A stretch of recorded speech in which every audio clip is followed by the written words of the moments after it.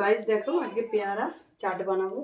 পেয়ারাগুলো কেটেছি, প্রথমে ধুয়ে পিস পিস করে দেখো ছোট ছোট করে কেটে নিয়েছি, ঠিক আছে। এবার কাটার পরে দেখো আমি কী কী জিনিস অ্যাড করব। এখানে তোমার লঙ্কা, ধনেপাতা আছে, এগুলো দিতে হবে। দেওয়ার পরে লবণ দেবে,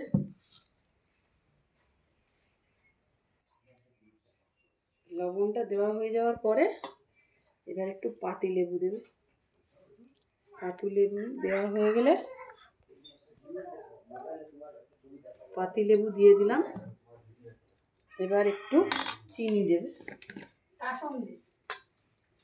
সামান্য পরিমাণে, যেমন অনুযায়ী স্বাদ অনুযায়ী দিলে ভালো লাগবে। চিনি দিলাম। লাস্টে দেবে কাসুন্দি।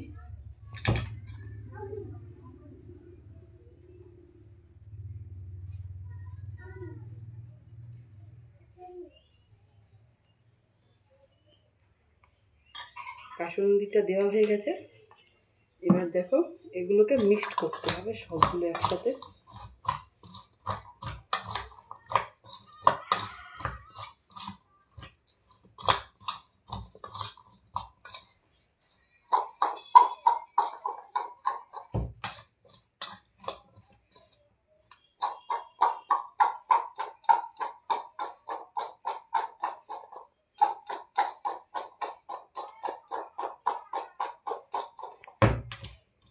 দেখো আমার তৈরি হয়ে গেছে। এবার আমি যেভাবে বানালাম তোমরা বাড়িতে বানিয়ে খেয়ে দেখবে, তোমাদেরও ভালো লাগবে। তো আজকের মতো বাই বাই। আবার অন্য কোনো রেসিপি নিয়ে তোমাদের কাছে ফিরে আসবো।